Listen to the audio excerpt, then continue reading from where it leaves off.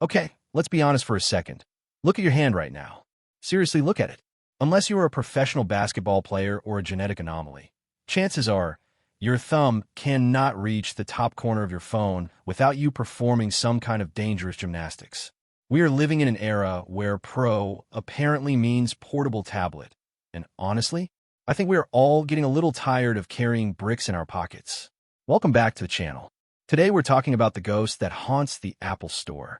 The device that everyone claims they want, but Apple insists is dead.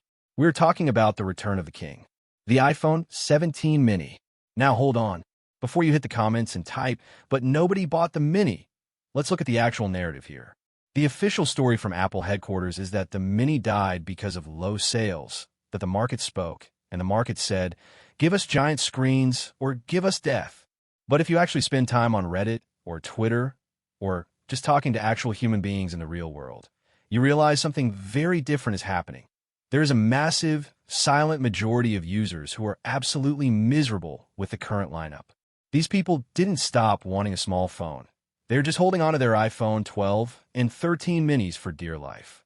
They're walking around with 78% battery health, charging 3 times a day, and refusing to upgrade because the alternative is buying a device that feels like carrying a roof tile in your jeans. That is not low demand. That is unserved demand. And please, do not tell me the iPhone SE is the solution. That is the lazy argument. The people who want a mini don't want a budget phone with thick bezels from 2017 and a single camera. We don't want cheap. We want compact premium. We want a Ferrari engine inside a go-kart, not a lawnmower engine inside a lawnmower. So, why are we talking about the iPhone 17 mini specifically? Why not the 16? Why is 2026 the magic year? It comes down to physics. Back when the iPhone 12 mini launched, it had 2 mortal enemies: heat and battery life. It was a great phone, but if you looked at it the wrong way, the battery would drop 10%. The technology just wasn't ready to pack flagship power into a chassis that's small without compromising the experience. But fast forward to what we expect from the iPhone 17 era. We're looking at the A19 chip. Apple's silicon has become absurdly efficient. We are talking about 2-nanometer processes, chips that run cool, fast, and sip power like a fine tea rather than chugging it like an energy drink. Plus, there's the battery tech itself. Rumors have been swirling about stacked battery technology. This is the same concept used in electric vehicles to increase density. Imagine a battery that physically fits in a mini body, but has the capacity of an old iPhone 11 or 12 Pro.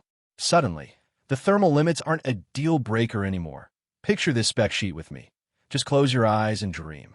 An iPhone 17 mini, a 5.4-inch OLED display. But this time, it has 120 Hz promotion. That is the one thing many users have been robbed of. The smoothness of scrolling on a small screen is unmatched because your thumb covers less distance. It feels instant. Now throw in the same camera system as the Pro. Not the light version, the real deal. Why should having small hands mean you get worse photos? That is a size tax, and it needs to end. Imagine a 150-gram phone that takes cinema-quality video, fits in the small pocket of your jeans, and doesn't pull your pajama pants down when you put it in your pocket. Let's talk about the pinky shelf. You know what I mean? That dent in your pinky finger from supporting the weight of a stainless steel or titanium anchor all day. A mini solves that. It is intentional design. It is a phone that disappears when you aren't using it. And this brings me to a huge cultural shift that Apple is completely ignoring. We are seeing a vibe shift in tech. Have you noticed? People are buying retro cameras. They're buying flip phones. They're tired of being glued to a screen. Giant phones encourage doom scrolling. When your screen is the size of an IMAX theater, you naturally want to watch TikTok for 3 hours. A mini is purpose-built. It is a communication tool. It says, I am here to be useful. Then I'm going to get out of your way. There is a minimalist movement happening right now. People are exhausted by excess. We are tired of more, bigger, heavier. Apple usually reads the culture better than anyone. But on this, they are lagging behind. A Pro model for the power users who edit 4K video on the train? Sure, keep it. But give us a mini flagship for the people who value balance, control, and living in the real world. Critics will say, Oh, but it will cannibalize the sales of the Pro models. No, it won't. It will cannibalize the sales of people switching to Android because they found a smaller Asus Zenfone or a Galaxy Flip. Apple isn't giving us a choice right now. If you want the best features, you are forced to buy big. That isn't premium. That is a hostage situation. By releasing a true flagship mini, Apple creates perfect segmentation. You have the Max for the creators and media consumers, and the Mini for the minimalists and on-the-go professionals. That is just smart business. Think about the longevity, too. We mentioned earlier that people are still using the iPhone 13 mini. That phone came out years ago. That proves that mini users are loyal. We hold on to devices. If Apple releases an iPhone 17 mini with the A19 chip, that is a phone people will buy and cherish for 5 or 6 years. It becomes a classic instantly. So, here is the reality check. We are in 2026 in this hypothetical scenario. Smartphones have peaked. Every year, it is the same rectangle, just slightly faster. The only way to make a phone feel new again is to change how it feels in the hand. The shock factor of picking up a phone that is impossibly light and powerful would be the biggest marketing win Apple has had in a decade. It would dominate the reviews. Every tech YouTuber, me included, would be making videos about the return of the one-handed king. But Apple is a data-driven company.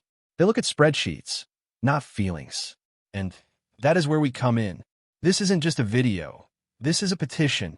If you're one of the millions of people silently suffering with a heavy brick, or if you're clutching a cracked iPhone 13 mini praying it lasts another year, we need to make noise. The algorithm needs to see this. Tim Cook needs to hear this. I want you to go to the comments right now. Don't just watch, type. Tell me, are you still using a mini? Did you switch to a Pro and regret it? What is the one feature you miss about small phones? Drop a comment with the hashtag #BringBackTheMini. Let's flood the data centers. Let's show them that this isn't nostalgia. This is a market signal. We don't need to reinvent the wheel for the iPhone 17. We just need to shrink it down. If you enjoyed this rant and you want to save your pinky finger from permanent damage, smash that like button. Share this video on Twitter, on Reddit. Text it to your tech groups. The more views this gets, the harder it is to ignore. Thanks for watching, and until next time.